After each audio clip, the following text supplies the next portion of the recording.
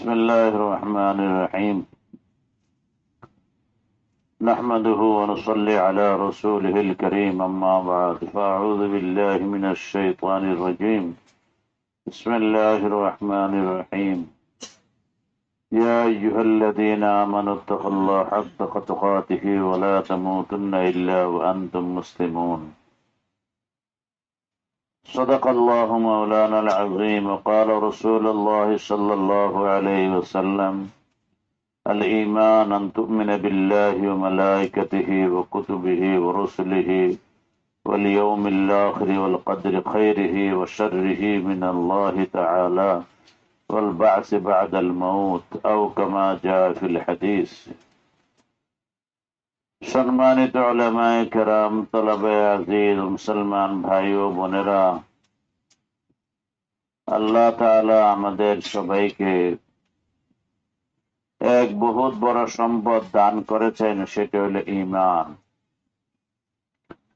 মানুষ যদি আপনি কাউকে বলেন যে আপনি তো বড় সম্পদের মালিক, বড় ধনী মানুষ, তো বলবে যে না, আমার তো কিছুই নাই, বাড়ি নাই, গাড়ি নাই, এই নাই, সেই নাই, অনেক কিছু বলবে।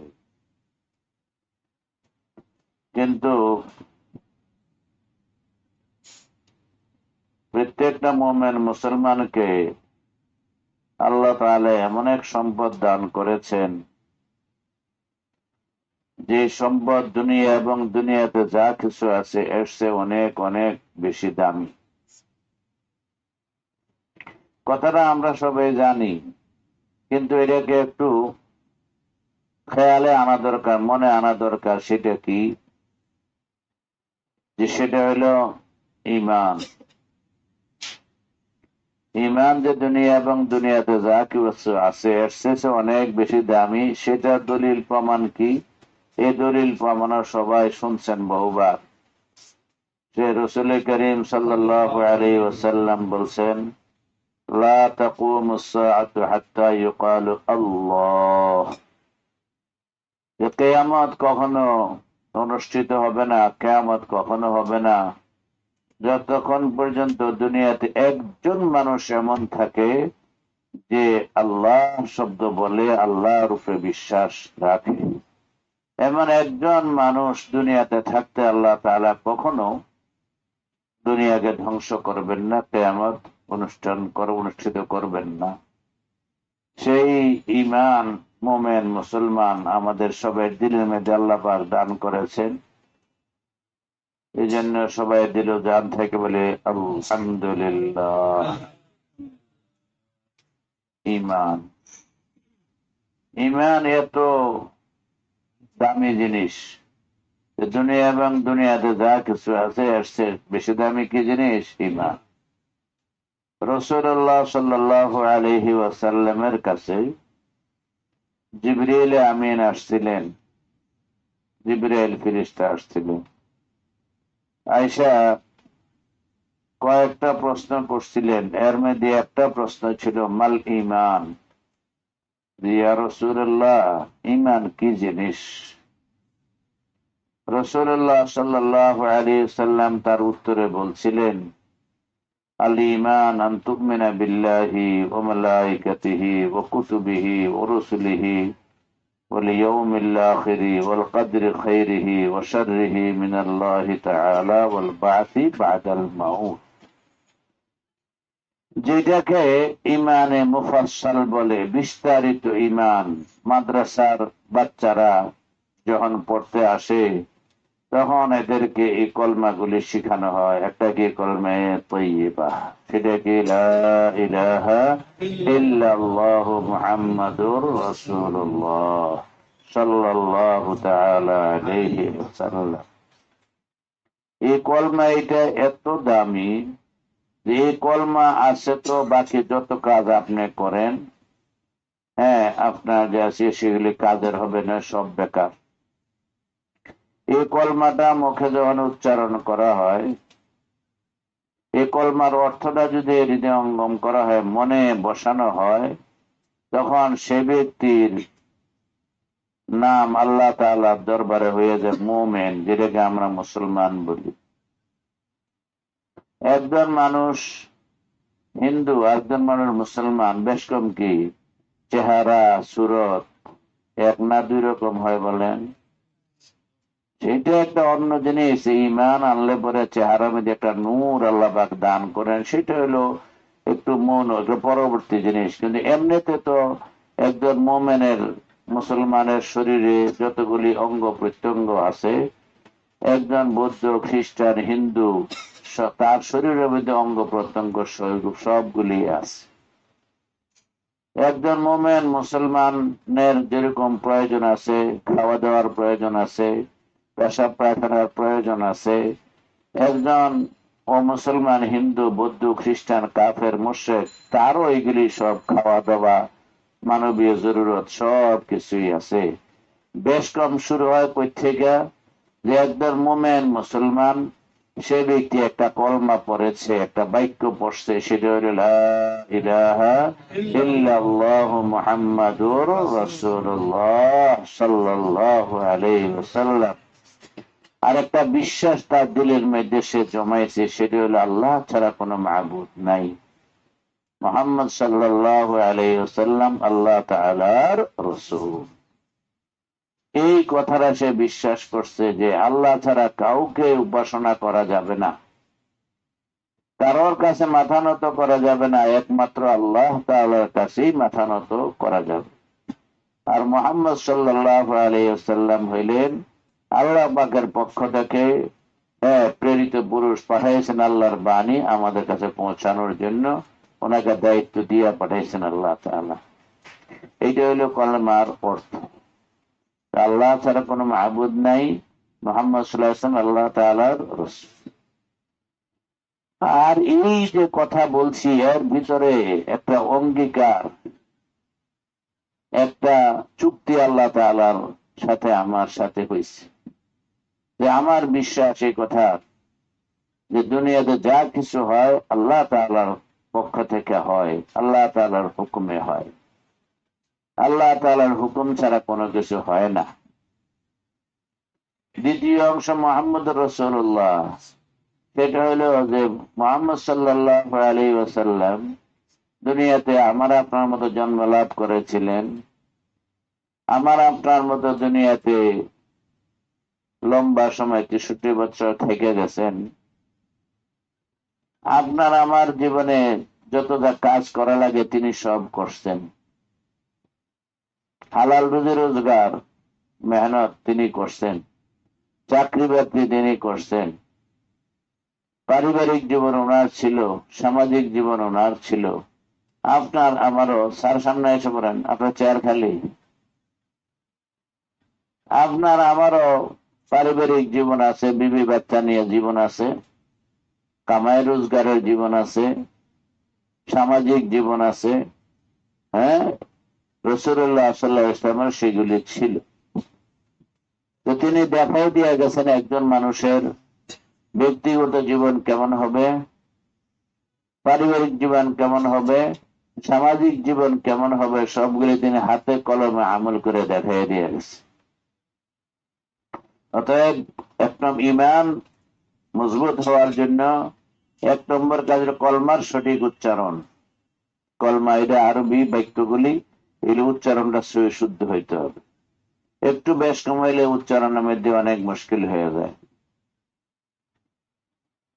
সঠিক উচ্চারণ, সঠিক অর্থ জানা, এটার মর্ম বুঝা।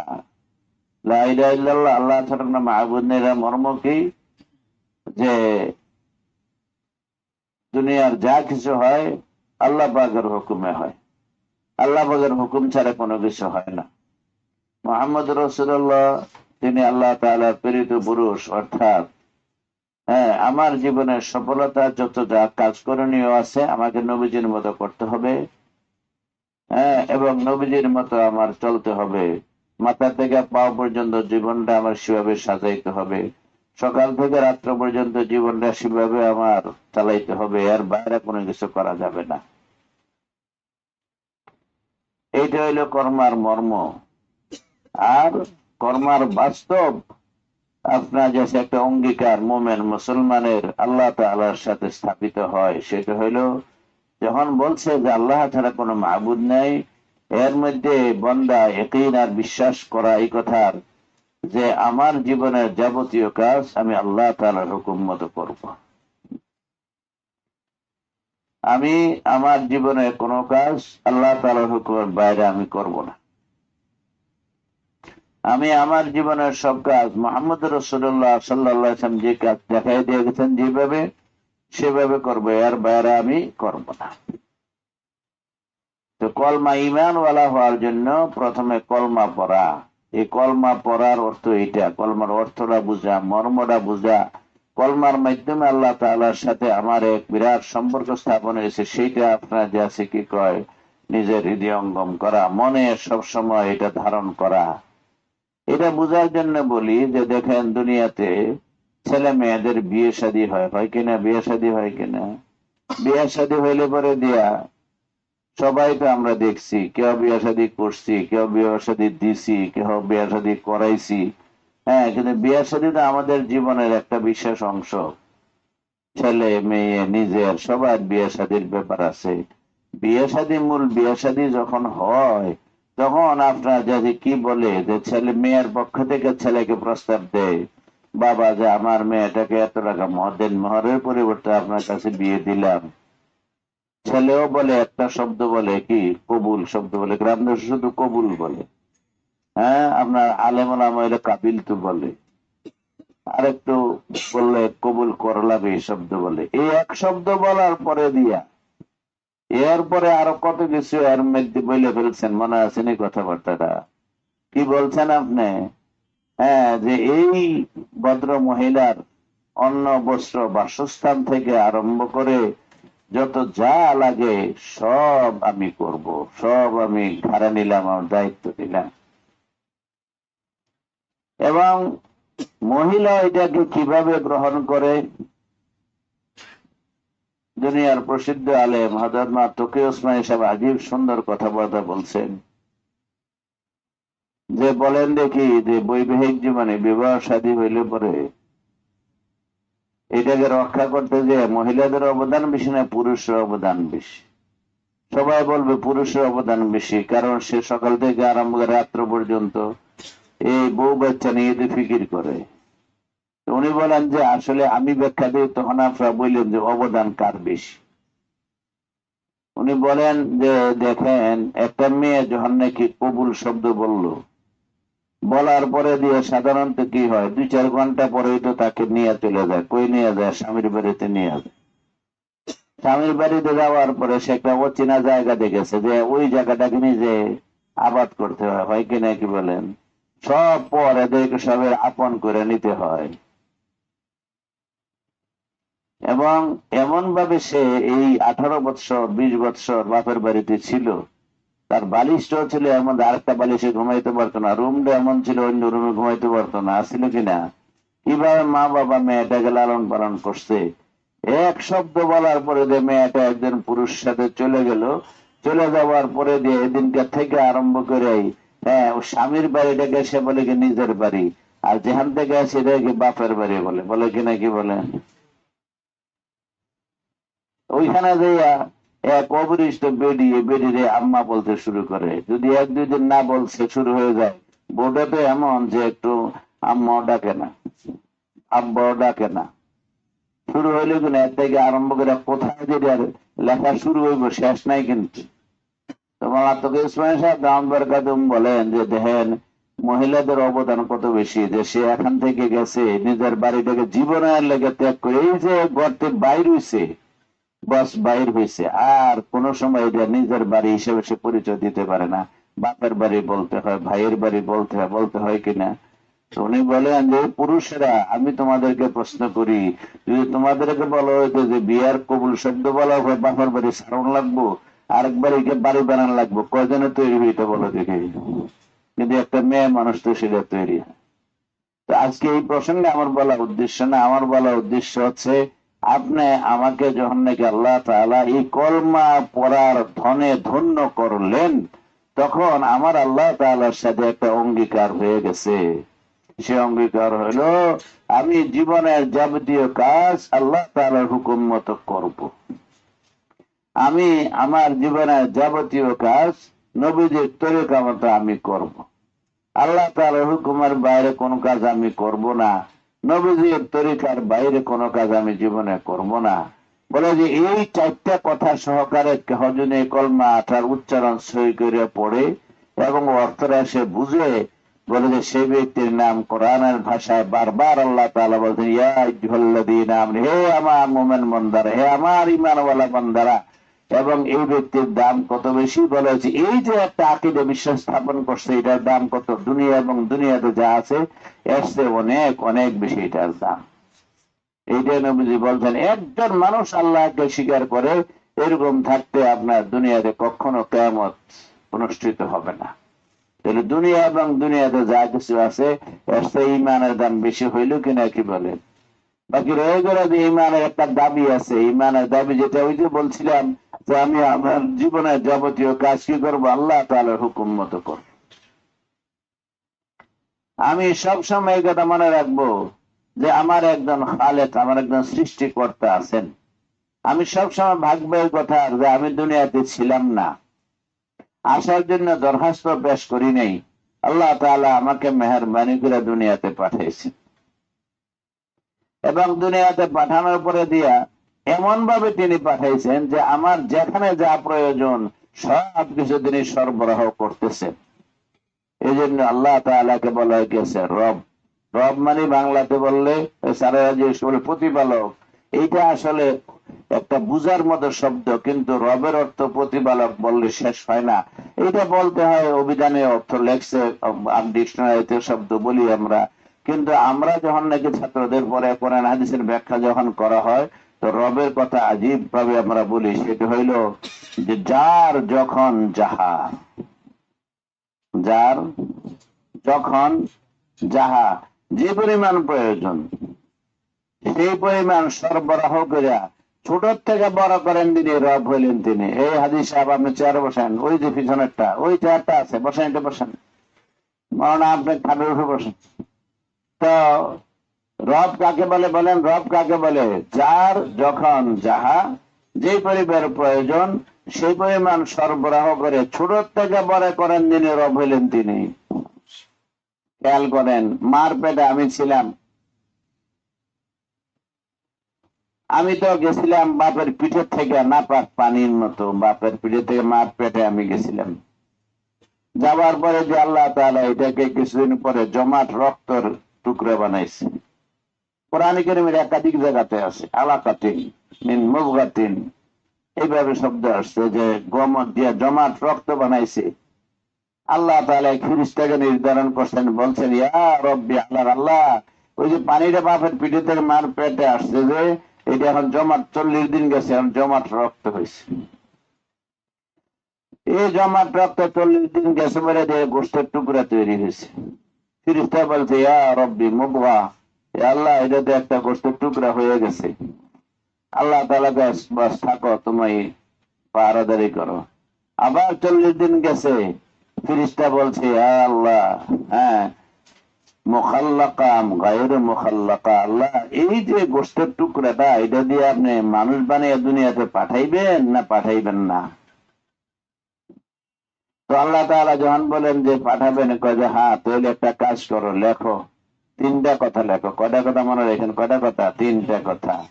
যে 1 নম্বর হইল যে এই যে গোষ্ঠের টুকরাটা দিয়ে মানুষ তৈরি করে দুনিয়াতে পাঠানো হবে, তার রিজিক কি পরিমাণ হবে? রিজিক কারকে বলে বাংলাতে জীবন উপকরণ। জীবন চলতে যায় যা যা লাগে, যে সদাতে কিছু লাগে, সবার নাম কি? রিজিক। বলে কি পরিমাণ রিজিক মানে বলেন, আরো সহজ করে বলেন, টাকা পয়সা ধন সম্পদ কি পরিমাণ তাকে দেওয়া হবে, এটা লেখো, এটা ফয়সালা হয়। 2 নম্বরে ফয়সালা হয় ফামাল আজালু, যে এই ব্যক্তি হায়াত কতদিন পাইব। 1 নম্বরে ফামার রিজকু, কি লেখা? 1 নম্বরে ফামার রিজকু, তার রিজিক কত হবে। 2 নম্বরে লেখা ফামাল আজালু, তার হায়াত কতদিন হবে। 3 নম্বরে লেখা শাকিয়্যুন আম সাঈদ, সেটা আসলে পরিণামে সৌভাগ্যবান না দুর্ভাগ্যবান, সেটা আপনি কাছে লেখো। বলে এই 3টা জিনিস লিপিবদ্ধ করা হয়, রেজিস্ট্রি করা হয় যখন, এরপরে দিয়া ওই যে কোষ্ঠের টুকরাটা আছে এর ভিতরে আল্লাহ তাআলা রূহ দান করেন। রূহ, রূহ কি জিনিস? আপনার আমার ভিতরে রূহ আছে দেখা মাথা থেকে পা পর্যন্ত প্রতিটা অঙ্গ প্রত্যঙ্গ নড়াচড়া করতেছে, মুভ করতেছে। আজকে এখন যদি আমি মারা যাই, তাহলে এমন তো আবার যে নাক মারা যাওয়ার পর নাকটা থাকবে না এমন হবে না, কি বলেন? চোখ থাকবে না, সব কিছু থাকবে, কার্যকর থাকবে না। কি থাকবে না? কার্যকর থাকবে না। সব থাকবে ঠিকই, আপনার কার্যকরী নাই। হ্যাঁ, কারেন্ট নাই, সব কিছু আছে, ওয়ারিং করা আছে, লাইট আছে, ফ্যান আছে, এসি আছে, সবকিছু আছে। কারেন্ট নাই, যেরকম সব চলে যায়, আপনার আমার শরীরটা মধ্যে রুট যদি না থাকে এরকম সব অচল হয়ে যায়। বলে যে তিনটা জিনিসের ফায়সালা যখন হয়ে যায়, হয়ে যাওয়ার পরে যে আল্লাহ তাআলা রূহ দান করে, তখন মায়েরা, আপনার নতুন মায়েরা ঘাবড়ে যায় যে নড়াচড়া শুরু করছে। আর ময় মুরব্বীদের কাছে, মা খালাদের কাছে গেলে পরে যে ঘাবড়েও না, আল্লাহ মনে হয় এইটার মধ্যে রু দিচ্ছে। যদি পুরান হাদিস ছিল সম্পর্ক হলো মানুষ হয়তো বলবো আর কি, যদি রু দিছে তো ওই জন্য নড়াচড়া শুরু করছে। এইভাবে আল্লাহ তাআলা মার পেটে যখন নাকি রু আসে খানার প্রয়োজন হয়েছে, আল্লাহ তাআলা খানার ব্যবস্থা করছেন। কিভাবে? মায়ের নারীর সাথে রগের সাথে একটা রগ, ফাইবের লাগে ফাইভ মিলিয়ে দিয়ে মা যে খাদ্য খাবার খাইতেন, ভিটামিন তৈরি হইতো, আর অংশ বিষয় বাচ্চার ভিতরে আল্লাহ পাঠাইতেন। কিসের মাধ্যমে? ওই ফাইবের মাধ্যমে, নার্ভের মাধ্যমে আল্লাহ তাআলা পাঠাইতেন। আল্লাহ তাআলা যদি চাইতে, নাভিতে ফাইভটা ছিল। আপনি আমি যখন দুনিয়াতে আসছি তখন ধাত্রী যারা থাকতেন, নাভিটা কি করেন? ফাইভটা কাটে দিয়েছে, কাইটে বাইন্দে দিয়েছেন, কিছুদিন পরে শুকিয়ে গেছে, আর দেখাই যায় না যে এই দিক দিয়ে আপনার কানেকশন ছিল। বলে আল্লাহ তাআলা যদি চাইতেন তো জুবানে দিয়ে, তো মুখে দিয়ে যে দুনিয়াতে আমরা খাই, পেটে, মার পেটে আপনার মুখ দিয়ে খানা খাওয়া নেই কেন? যদি এখানে না পাকের একবারে ডিফু, ওই যে খাদ্য নালী, যে খাদ্যের বক্স আসেনি, যেখানে খানা জমা থাকে, যেখানে হজম হইয়া থাকে, আছে না? এই সবগুলি না পাক, এগুলি সব এর সাথে লাগলে পরে দিয়ে আপনি মুখটা না পাক হয়ে যাবো। আর এই মুখটা দিয়ে আল্লাহ তাআলা জিকির করা লাগবে। এই জন্য আল্লাহ তাআলা নার্ভ দিয়ে, জিহ্বা দিয়ে, নাভি দিয়ে খাওয়াইছে, মুখটা দিয়ে খাওয়া না, মুখটা গেলে পবিত্র রাখছে। সুবহানাল্লাহ। খাওয়াইছেন। ডাক্তারের কাছে যান, বলবেন বাচ্চা পেটে আছে, ভালো খাবার খাইতে, মায়ের ভালো খাবার দিবেন কেন? বাচ্চাটা পুষ্ট হবে। খাওয়ানোর পরে যখন নাকি একটা ফয়সালা হয়েছে 10 দিন হয়ে গেছে, অথবা যে পরিমাণ সময়ের পর আল্লাহ দুনিয়াতে পাঠাইবেন আপনাকে, আমাকে যখন সময় হয়ে গেছে, সময়ের পূর্ব করে দেখা গেছে অল্প আগেই আমার আপনার মায়ের বুকের মধ্যে আল্লাহ দুধ পাঠাই দিছে। আমি দুনিয়াতে আসলাম, আসার পরে দিয়ে মার বুকে দুধ এসে গেছেন, দেওয়ার পরেই দুধরা বস ওই মার, হ্যাঁ, দুধের মধ্যে আপনার দেশে আমার মুখ লাগাই দিছে, দুধ খাইতে আমি শুরু করছি। এই দুধটা কেমন আজীব ধরনের দুধ আল্লাহ পাক সরবরাহ করছেন। বেশি ঠান্ডা না, তুই নিউমোনিয়া হয়ে যাব। বেশি গরম না, জিব্বা ফিরে যাব। বেশি ঘন না, বদ হজম হয়ে যাব। বাচ্চারা হজমের শক্তির সৃষ্টি হয় নাই। আর এত বেশি তরল না যেটা ভোগ আপনার নিবারণ হবে না, এমনও না। এমন ধরনের সিফতওয়ালা, এমন গুণাবলী ওরা খাবার দুধ আল্লাহ পাক দিচ্ছেন। এবং মেডিকেল সায়েন্স বর্তমানে আবার নতুন পুরান কথা ফিরে আসছে। একসময় দিব্যা দুধের লেগে আমরা খুব বলতো, হ্যাঁ, কিন্তু এখন আবার বলতে শুরু করছে না, মায়ের দুধের কোনো বিকল্প নেই, আসলে কোনো বিকল্প নেই। সবাই বলেন সুবহানাল্লাহ। এই দুধ খাওয়াইছেন আল্লাহ তাআলা কিছুদিন, 6 মাস হয়েছে, স্বাভাবিক বাচ্চাদের যেটা হয়, আস্তে দাঁত উঠতে শুরু করছে। সামনে এসে বললে ভালো। হ্যাঁ, জায়গাটা হুজুরে এইভাবে আপনার দুধ, দাঁত যখন উঠছে, বাচ্চা কামড় দিছে, এখন আস্তে আস্তে আপনার খিচুড়ি খাওয়ানো শুরু হয়েছে। হইতে হইতে শক্ত খাবার, গোস্ত, আপনার খাইতে শক্ত শক্ত খাবার খাইতেছে, একদম হাড্ডি শুদ্ধ কামড় দিয়ে মরমর করে খেয়ে বলে দিছে। এরকম দাঁত কে দিছে বলেন? কে দিছে? আল্লাহ। তো এটাই বলছিলাম, রদ পাকে বলে যে যার যখন যাহা যে পরিমাণ প্রয়োজন সেই পরিমাণ সরবরাহ করে ছোট থেকে বড় করেন, তিনি রব হইলেন তিনি। আল্লাহ তাআলা আমাদের রব। বলছেন আলহামদুলিল্লাহি রাব্বিল আলামিন। নামাজ যখন পড়া শুরু করা হয় তখন আপনার যে আছে, প্রথমে আউযুবিল্লাহ, এরপরে কি আপনার বিসমিল্লাহ, এরপরে আপনার সূরা ফাতিহা পড়া শুরু হয়নি। সূরা ফাতিহা প্রথম শব্দে আলহামদু। আলহামদু মানে সমস্ত প্রশংসা। এটার ব্যাখ্যা তাফসীরে বাজাবিতে দেওয়া বলা হয়, এইটা যে প্রশংসা এই পর্যন্ত করা হয়েছে, যত সব প্রশংসা করা হয়েছে, যত সব প্রশংসা করা হবে, যত সব প্রশংসা করা হচ্ছে, যত সব প্রশংসা মানুষে করে, যত সব প্রশংসা ফেরেশতারা করে, জিন্নাতে করে, যে যত প্রশংসা করে, সমস্ত প্রশংসা অধিকারী একমাত্র আল্লাহ। এবং আল্লাহ তাআলা বান্দার উপরে সবচেয়ে বেশি খুশি হন মুখে যখন নাকি বান্দা আল্লাহ তাআলার প্রশংসা করে। এই জন্য প্রথম শব্দই আল্লাহ তাআলা নামাজ শুরু করে প্রথম অংশ শব্দ কি বলে? আলহামদু। আলহামদু কার জন্য? লিল্লাহি, আল্লাহ জন্য, আল্লাহ তাআলার সকল প্রশংসা। এরপরে যে আল্লাহ তাআলার আপনার কত সব গুণাবলী আছে ওইগুলি উল্লেখ না করে বলছেন রব্বিল আলামিন, যিনি উভয় জগতের রব। আর রবের কথা এক্ষণে বলছিলাম কি, যখন যাহা যখন যে পরিমাণ প্রয়োজন সেই পরিমাণ সরবরাহ করে ছোট থেকে বড় করেন যিনি রব হইলেন তিনি। এই নামাজ যখন শুরু হইল তখন নামাজের শুরুতে আল্লাহ তাআলার প্রশংসা, নামাজ শুরুতে আল্লাহ পাকের যে ইহসান দয়াময় আমার আপনার উপরে আছে সেইগুলি সব আপনার যাচ্ছে কি আমার মুখে দিয়ে স্বীকারোক্তি করাইতেছেন যে পরে তুমি আলহামদুলিল্লাহি রাব্বিল আলামিন। সামনে যে আবার আছে আর রহমান আর রহিম, আসেনি মালিকি ইয়াউমিদ্দিন। এরপরে আসছে ইয়াকা না'বুদু, বান্দা তুমি বলো যে আল্লাহ আপনার জন্য আমি ইবাদত বন্দেগী করতেছি, আপনার কাছে আমি সাহায্য চাই, আর কারো কাছে আমি সাহায্য চাই না। এই যে কথাবার্তা বলি আপনার কাছে আল্লাহ তাআলা বলাইলেন কেন? যে আমার আপনার দিলকে, আমার আপনার মনকে, আপনার আমার ইচ্ছাকে, আমার আপনার যত ক্ষমতা সবকিছুকে আল্লাহ পাকের সাথে সম্পৃক্ত করার জন্য এইভাবে আপনার বাক্যগুলি দৈনিক প্রত্যেক দিন নামাজের মধ্যে উচ্চারণ করাইতেছে। বান্দা তুমি বলো আলহামদুলিল্লাহি রাব্বিল, আল্লাহ সমস্ত প্রশংসা আপনার জন্য, হবে না কেন? আপনি তো রব্বুল আলামিন, আপনি তো সবকিছুর প্রতিপালক। যখন যার যা দরকার ছিল আল্লাহ আপনার সব দিছে, দিছি কেন কি বলেন? তো এই যে আল্লাহ আপনাকে আমাকে এত সব নিয়ামত দিয়ে মার পেট থেকে এই নাপাক পানির থেকে কত নাপাক, যে নাপাক পানি বাইরে হলে গোসল করা দরকার হয়েছে আমার মায়ের আমার বাপের, এর থেকে এত সুন্দর সুঠাম দেহ সুন্দর করে মানুষ বানাইছে, এত ব্রেন দিয়েছে, বিমান বানাইছে, কত কিছু বানাইছেন, সারা দুনিয়াকে পরিচালনা করতেছে। অতএব কারণে এইগুলি বারবার বলার দ্বারা, বলানোর দ্বারা উদ্দেশ্য হচ্ছে বান্দা আসল মালিককে তুমি কখনো ভুলো না। বন্দার দায়িত্ব কর্তব্য কি সেটা সূরা ফাতিহা শুরু থেকে বলা হয়েছে, তোমার কাম হইল ফরজ সর্বদা আল্লাহর প্রশংসা করা। তিনি তোমাকে এত নিয়ামত দিয়ে ডুবে রেখেছেন, তার প্রশংসা করবা না কার করবা? তিনি তো তোমার রব, তিনি তো তোমাকে লালন পালন করছেন, যা দরকার যখন তাই দিয়ে আসছেন এবং তাই দিবেন তিনি। এই আল্লাহকে রাজি খুশি যদি বান্দা করতে পারে, এইটাই হলো আপনার মেন ইবাদত।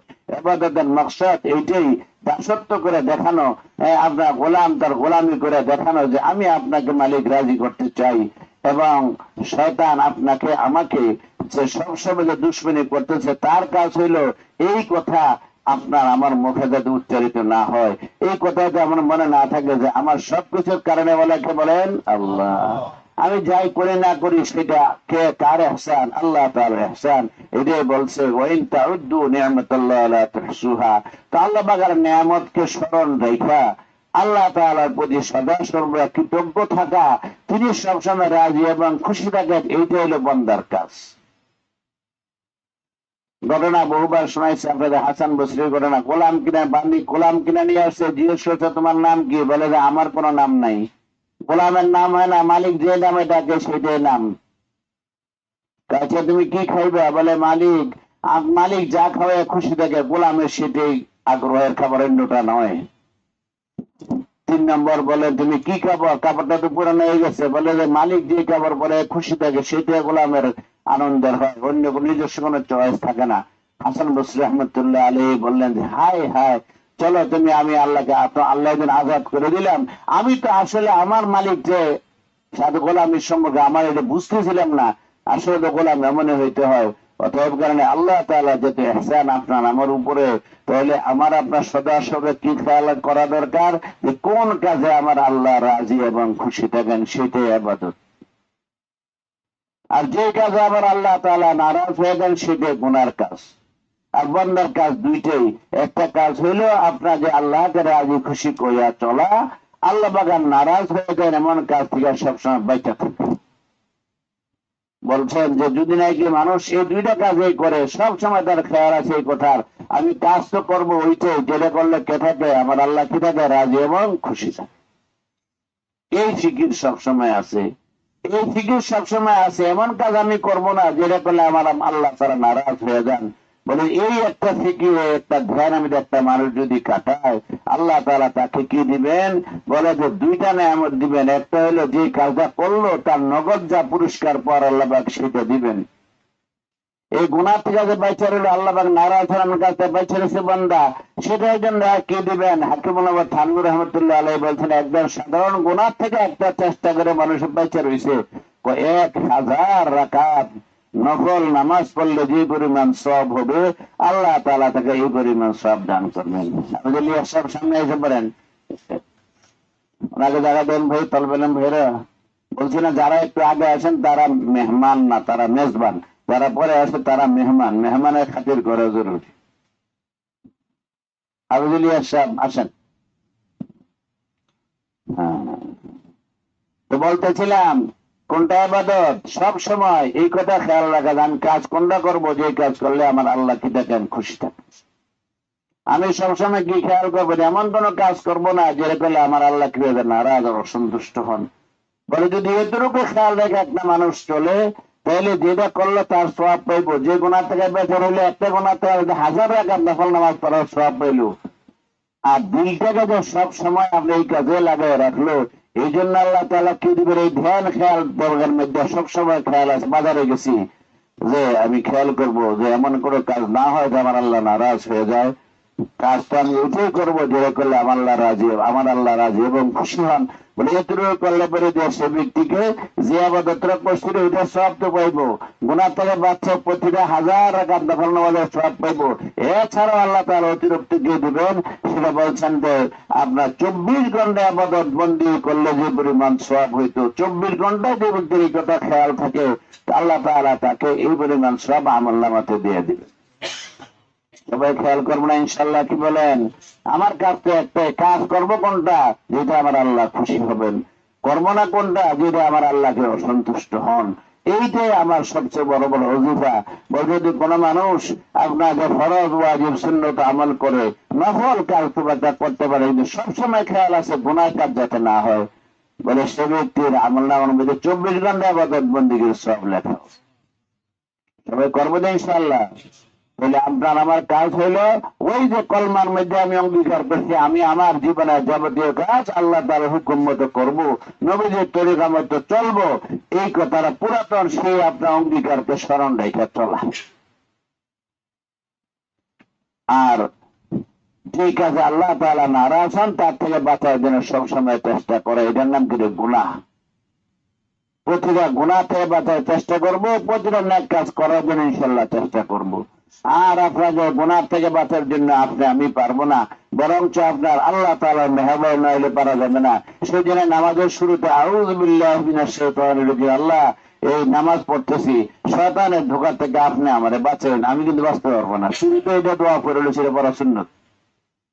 আমাদের একটি ভুল হচ্ছে, আমি নিজে গুনাহ থেকে বাঁচতে পারবো না, আমি ভালো কাজ করতে পারবো না, তবে আল্লাহ পাক মেহেরবানি করলে সম্ভব নয়, কিনা সম্ভব করে নয়। আল্লাহ পাকের মহামার মেহেরবানিকে পাওয়ার জন্য সবসময় আল্লাহ দিক মোতাবজ্জ থাকা এবং আল্লাহ তাআলার কাছে দোয়া করা। আমার যতটুকু সাধ্য আছে আমি চেষ্টা করব। এরপরে আমি কি করব? আল্লাহর কাছে দোয়া করবো যে আল্লাহ মেহেরবানি করে আপনি এত সব নিয়ামত দিচ্ছেন, আমার যদি এমন কাজে করেন যেটা করলে আপনি খুশি হন, এমন কাজ আল্লাহ আপনি আমাদেরকে করেন না যেটা করলে আপনি নারাজ হন। এদের আমরা সহজ করে বলি গুনাহ থেকে বাঁচার জন্য কাজ করা হয় 3টা। 1 নম্বর কাজ কি? হিম্মত করা, ইচ্ছা করা, চেষ্টা করা। বলে বাঁচতে পারি না, তো থানভীর রহমতুল্লাহ আলাইহি বলছেন গুনাহ থেকে বাঁচতে পারেন না, করতে পারে কিনা? তো করতে পারি, তো করতে পারলে ছাড়ানো যায়। যে কাজ করা যায় এই কাজ ইচ্ছা করলে ছাড়াও তো যায়, একটু হিম্মত করলেই হয়। 2 নম্বর কাজ হলো দোয়া করা। 3 নম্বর কাজ হলো আল্লাহ আল্লাহদের কাছে দোয়া চাওয়া। আল্লাহ আল্লাহদের কাছে থেকে দোয়া চাওয়া, এটা কি 3 নম্বর কাজ। এটা কেন? এই জন্য যে আল্লাহ আল্লাহদের সাথে দোয়া চাইতে হইলে কারো কাছে তো যাওয়া লাগবে, কারো সম্পর্ক তো রাখা লাগবে। আর বলতে সবচেয়ে সহজ কাজ হইল যে এমন মানুষ যারা নিজেরা এই ফিকির নিয়ে চলেন যে আমি কিভাবে গুনাহ থেকে বাঁচতে পারি, কিভাবে আমার জীবনটাকে সুন্নাত শরীয়ত দিয়ে আমি সাজাইতে পারি, এই ফিকির নিয়ে যারা চলেন, এই ফিকিরের সাথে সবসময় যারা লাগে থাকেন, এই চিন্তা চেষ্টা যাদের আছে তাদের সাথে আমি সম্পর্ক রেখে চলি, দেখবেন কিছুদিন পর ইনশাল্লাহ আমার মধ্যে আপনার চিন্তা চর্চা এসে পড়বে, এই চেষ্টা আমার মধ্যে ইনশাল্লাহ আস্তে আস্তে আস্তে থাকবে। বুঝছেন, চা খানাওয়ালা মানুষের সাথে চললে আছে চায়ের অভ্যস্ত হয়ে যায়। মসজিদে বসে একজন ঘুমাইলে 500 জনের এমনি ঘুমাইয়া করে। দেখেন আশেপাশে দেখবেন, মসজিদে দেখছেন একজন শীতের দিন এসে আমি কাজ দিব, দেখবেন একসাথে 50টা কাজ শুরু হয়ে যাবো। যদি কাজওয়ালা মানে কাজ শোনার লগে দিয়ে আমরা কাজ আসতে পারে, যে যিনি নাকি সুন্নতের উপরে চলেন, গুনার থেকে বাঁচেন, ওনার সাথে ওঠা বসা করলে আপনার মধ্যে অভ্যাস আসতে পারে না? কি বলেন? অবশ্যই আসবে। এই জন্য আমাদের কাজ হলো, যদি আমরা গুনাহ থেকে বাঁচতে চাই, সুন্নতের উপর চলতে চাই, যারা এটার অভ্যস্ত তাদের সাথে মহব্বত রাখে।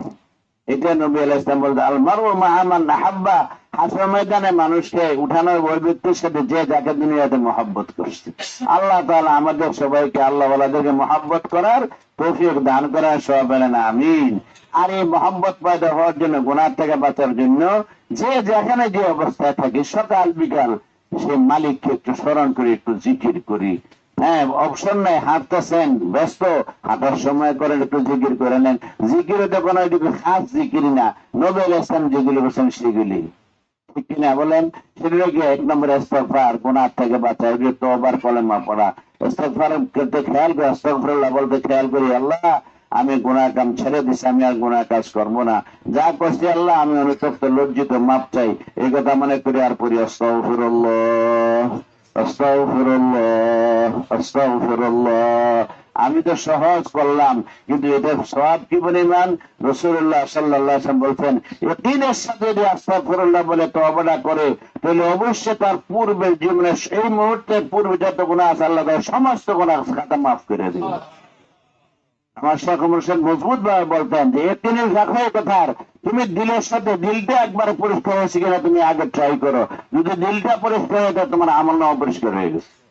এরপর সন্দেহ করা যাবে না, কিন্তু কি জানি এত বড় গুনাহ করলাম, এই সাধারণ একটু হালকা তওবার দ্বারা মাফ হয়েছে না, দরকার নাই। নবীজি যেটা বলছেন আল্লাহ তাআলা নবীজিকে জানাই, সেটা আমার জন্য যথেষ্ট। তাহলে ইস্তেগফার 100 বার, আস্তাগফিরুল্লাহ কয়বার? 100 বার পড়ি। লা ইলাহা ইল্লাল্লাহ, যে কলমা ছাড়া উপায় নেই, যেটা পাসপোর্ট, যেটা ছাড়া সামনে কোনো কিছু চলবে না, যেটা ঈমানের কলমা, এক্ষুনি বলছিলাম না, মনে আছে ঈমানের কলমা, এইটা আপনার লা ইলাহা ইল্লাল্লাহ, লা ইলাহা ইল্লাল্লাহ, মাঝে মাঝে মুহাম্মাদুর রাসূলুল্লাহ দুরূদ শরীফটা পড়েন সাল্লাল্লাহু আলাইহি ওয়াসাল্লাম। আল্লাহ পাকের নামের জিকির করে, আল্লাহ প্রথমবার বলার সময় জাল্লা জালালুহু বলে, এটা আদব, হ্যাঁ এটা বলা জরুরি। এরপরে দুরূদ শরীফ পড়ি 100 বার। 100 বার না পারি কতবার বলছিলাম? 50 বার। না পারি 10 বার হলো করে, কিন্তু বাদ দেব না ইনশাআল্লাহ। করবো তো সবাই? আর কোরআনুল কারীমের তেলাওয়াত করার চেষ্টা করি। কোরআনুল কারীম সবচেয়ে বড় জিকির, নবীজি বলে আফজালুল যিকর তেলাওয়াতুল কোরআন। আমি নিজে বারবার আপনাদের কাছে বলি, কেন আল্লাহ আমাকে অভ্যাস দেয় যে আমাদের কোরআন শিখার অভ্যাস নষ্ট হয়ে গেছে। কোরআন শরীফ পড়ার, আমাদের কোরআন শরীফ পড়ার দ্বারা বলছে, হাদিস নববী পড়ার দ্বারা নবীজির রওজা শরীফের সাথে নবীজির সাথে সম্পর্ক স্থাপন হয়ে যায়, নূরের সম্পর্ক হয়ে যায়।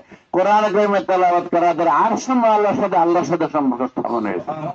এই জন্য যারা কোরআন শরীফ পড়তে না জানি, তারা আপনাদের পড়ার চেষ্টা করি, শিখার চেষ্টা করি, চেষ্টা করলে হয়ে যায়। এরকম মা বোনরা যারা আছেন, তারাও আশেপাশে যেসব ওলামায়ে কেরাম আছেন, তাদের ঘরের সাথে সম্পর্ক এরা কোরআন শিখার চেষ্টা করি। শোনাইছে আপনি বহু, আলহামদুলিল্লাহ আমাদের এখানে এই তোরটি অনেক বছর থেকে আছে। আমাদের সাথে মহব্বত ওলামা একরাম সবাইকে বলি, আপনার বিবৃতি একটা মানুষের কোরআন শরীফ শিখান। হ্যাঁ, আপনার কাছে কোরআন শরীফ যখন শিখলো, কলমাজন সহি করলো, ওই মানুষটা যত বন্দী করবে, আপনার আমলনামা দিয়ে পরিমাণ সওয়াব জমা হয়ে যাবে। এই জন্য কোরআন শরীফ সহি করবো। আমাদের ইচ্ছে করলে সামনে শিখতে পারেন। হ্যাঁ, আপনার বাচ্চাদের জন্য ব্যবস্থা আছে, বুড়াদের জন্য ব্যবস্থা আছে, মুরব্বীদের জন্য ব্যবস্থা আছে। পুরুষরা শিখতে চান, এখানে আসেন, আমরা ব্যবস্থা, ছোট্ট ব্যবস্থা আছে, আর বড় ব্যবস্থা করাবে ইনশাল্লাহ। আর যারা যেখানে থাকে কোরআনে কারীম শিখার চেষ্টা করি। হাসিমাদের কি জবাব আল্লাহ বলেন, আমার সবকিছু শিখলে, আমার কালামটা তুমি শিখলে না, আমার সাথে কথা বলা শিখলে না, কত বড় অকৃতজ্ঞের কথাবার্তা। ছুটি আসতেছে, ছাত্র ভাইদেরকে বলি, যেখানে থাকো কোরআন শরীফ বেশি বেশি করে পড়ো। হালাল সবরা আছে, সুন্নতে পড়ো, নফল নামাজে পড়ো, দৈনিক কোরআন শরীফ পড়ো। কোরআন শরীফ পড়ার দ্বারা আল্লাহ তাআলার সাথে এমন এক সম্পর্ক স্থাপিত হয়, যেটা অন্য কোন ইবাদত বন্দেগীর দ্বারা হয় না। আল্লাহ তাআলা বলেন, শুনলেন আমাদের সবাইকে কোরআনে কারীম বেশি বেশি পড়ার তৌফিক দান করে, সবাই বলেন আমিন। আর সব সময় খেয়াল রাখো একটাই, যে আমি কি করতেছে না করতেছে আমরা আল্লাহ দেখতেছেন, জানতেছেন, শুনতেছেন। অতএব কারণে আমি গুনাহ কাজ করবো না ইনশাআল্লাহ। সবাই হিম্মত করবো না, কি বলেন? সংক্ষেপ দোয়া আছে, কি করে জিকির করে দোয়া করেন। আস্তাগফিরুল্লাহ أستغفر الله ربي من كل ذنب وأتوب إليه. أستغفر الله ربي من كل ذنب وأتوب إليه. أستغفر الله ربي من كل ذنب وأتوب إليه. ولا حول ولا قوة إلا بالله العلي العظيم. أستغفر الله ربي من كل ذنب وأتوب إليه. ولا حول ولا قوة إلا بالله العلي العظيم. أستغفر الله ربي من كل ذنب وأتوب إليه. أستغفر الله ربي من كل ذنب وأتوب إليه. أستغفر الله ربي من كل ذنب وأتوب إليه. أستغفر الله ربي من كل ذنب وأتوب إليه.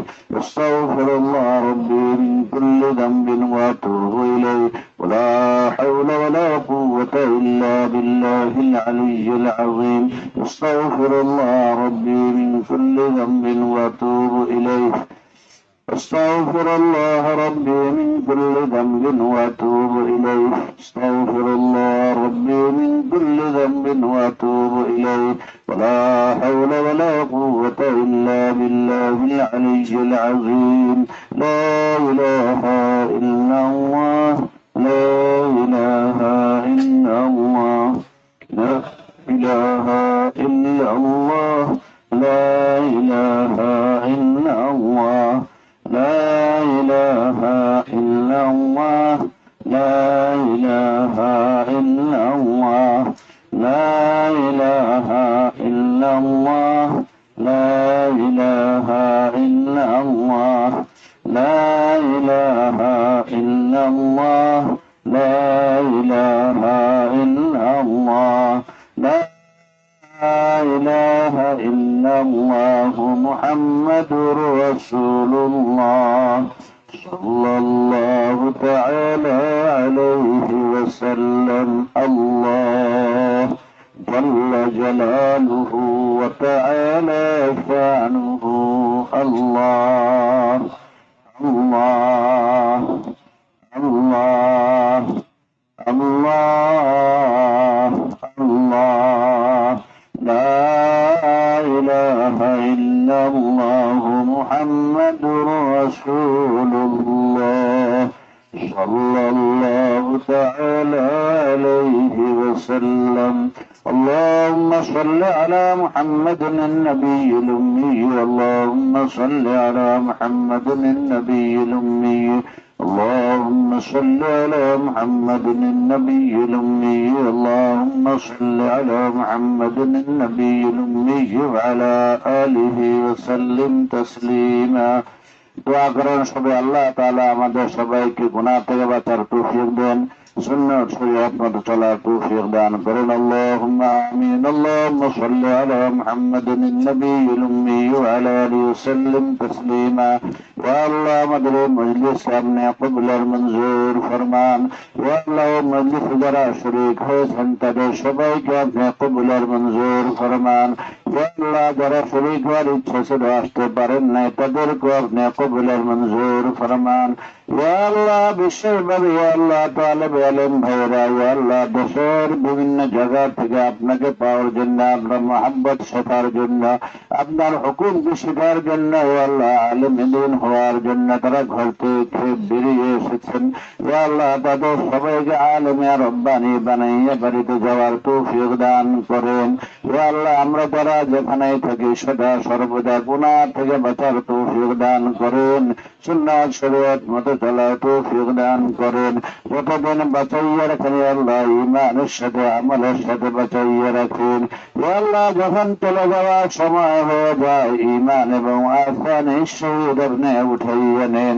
আমাদের ব্যক্তিগত পরেশানি দূর করিয়া দেন, পারিবারিক পরেশানি দূর করিয়া দেন, ছেলে মেয়েদের পরেশানি দূর করিয়া দেন।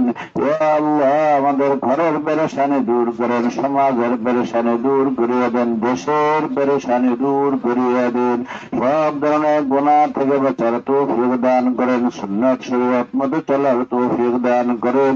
আমাদের ছেলে মেয়েদেরকে দোস্ত হাবাবদেরকে দিনদার পরহেজগার বানাইয়া দেন। ইয়া আল্লাহ, আমাদের দোস্ত হাবাবদেরকে দিনদার পরহেজগার বানাইয়া দেন।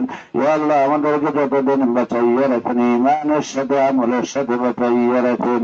যখন চলে যাওয়ার সময় হয় তখন ইমান এবং আসানি শহীদ আপনি উঠাইয়া নেন। আমাদের সবাই দিলেন এক মাকসাদকে পুরা করিয়া দেন, অভাবগ্রস্তদের অভাব দূর করিয়া দেন, অসুস্থদের অসুস্থতার নিয়ামত দান করেন। ইয়া আল্লাহ, আমাদের সবাই দিলেন এক মাকসাদকে আপনি পুরা করিয়া দেন। রাসূল আকরাম সাল্লাল্লাহু আলাইহি ওয়াসাল্লামের উসিলায় আমাদের দোয়া মুনাজাতকে আপনি কবুল আর মঞ্জুর ফরমান। سبحان ربك رب العزة عما يصفون وسلام على المرسلين والحمد لله رب العالمين. سبحان الله بحمده سبحانك الله بحمده أشهد أن لا إله إلا أنت أستغفرك وأتوب إليك ولا حول ولا قوة إلا بالله. দোয়া পড়ো ভাই, আর সবাই পাক্কা নিয়ত করি, বাসা থেকে ওঠার আগেই নিয়ত করি যে ইনশাল্লাহ মত পর্যন্ত একটা গুনাহ কাজ করবো না। ইনশাল্লাহ পারবো না? সবাই কি বলেন? সুবহানাল্লাহি ওয়া বিহামদিহি আস্তাগফিরুকা ওয়া আতুবু ইলাইহি ওয়া লা হাওলা ওয়া লা কুওয়াতা ইল্লা বিল্লাহ।